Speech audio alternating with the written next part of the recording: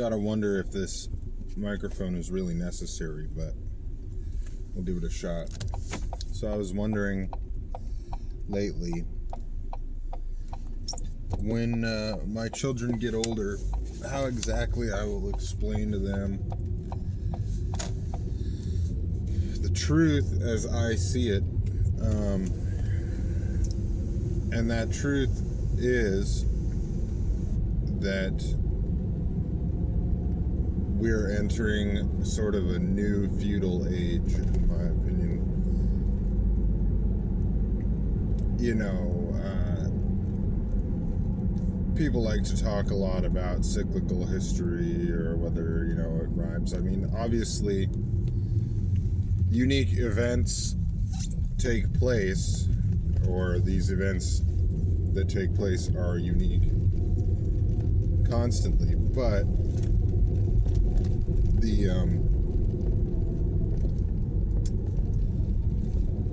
it's certainly interesting to sort of see the parallels that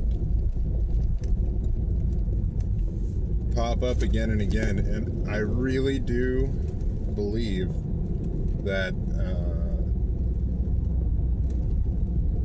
America, the analog to America is Rome, whether that's Byzantine Rome or Western Rome, is kind of another story, another thing. I have a bunch of little tiny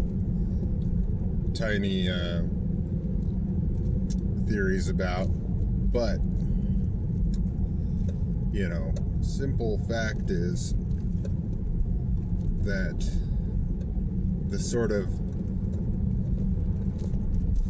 imperial glue that held the country together and that kind of held all of our satraps together is really falling apart.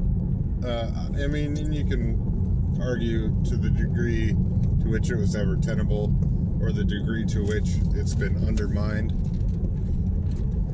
But aside from that,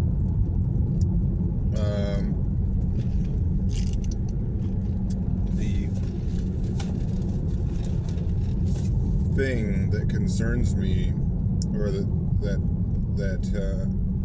I want to relay, is that there's a loyalty that you need to have that cannot be bought. Now, okay, this is me struggling to think of how to put this, right? So every man, every person has something that they hold sacred, whether they admit it or not.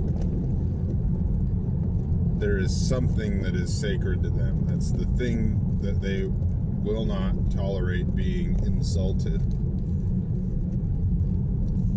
Now, that's not to say that if you insult someone and they get upset that they hold themselves as sacred. Maybe what they are holding as sacred is the sort of social contract that you don't go out and just insult people. You know, so it requires more than just like a very surface level interrogation, but part of why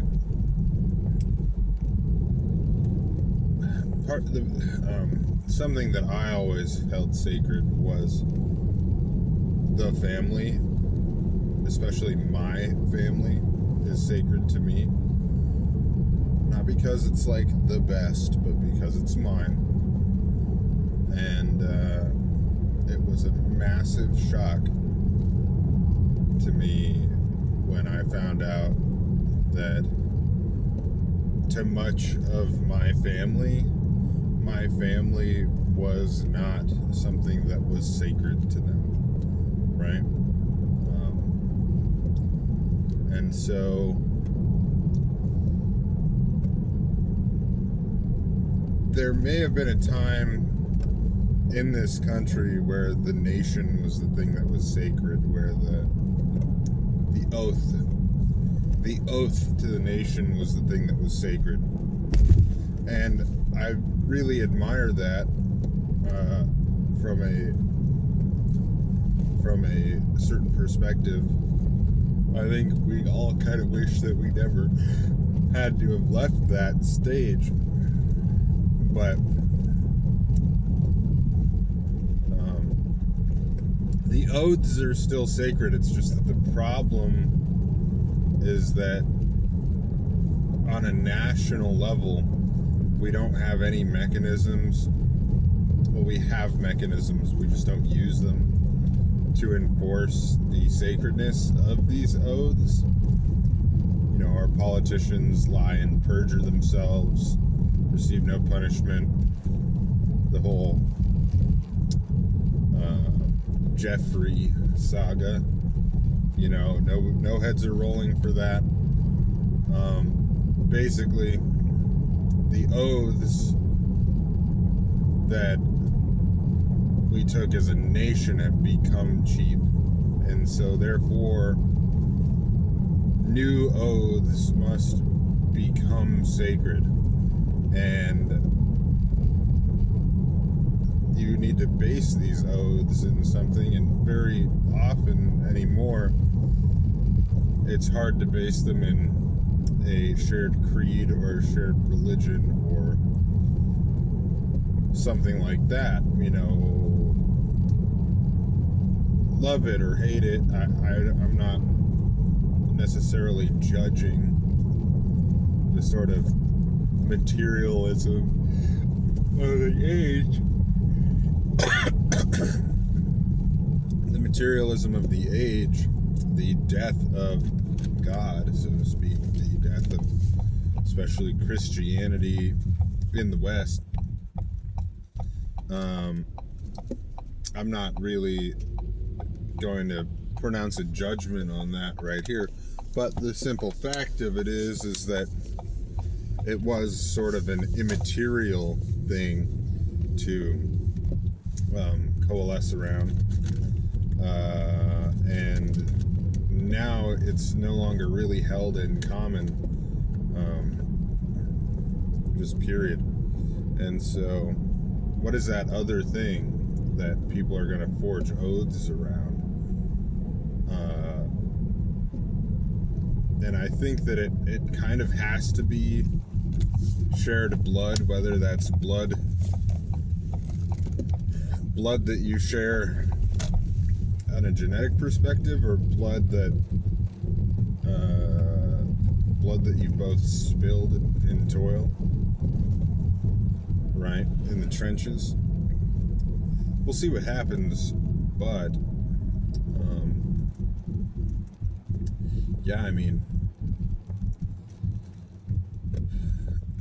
this new feudal age, people are going to be making and keeping secondary oaths beyond that which we understood as our secular nation to which we belong. And so I feel like that's going to be a really interesting conversation. I wonder how difficult it would be to explain to a child, because on some level they have this intuitive grasp of things where their sort of thought process has been unsullied in a fundamental way, but in others, especially in a public school environment,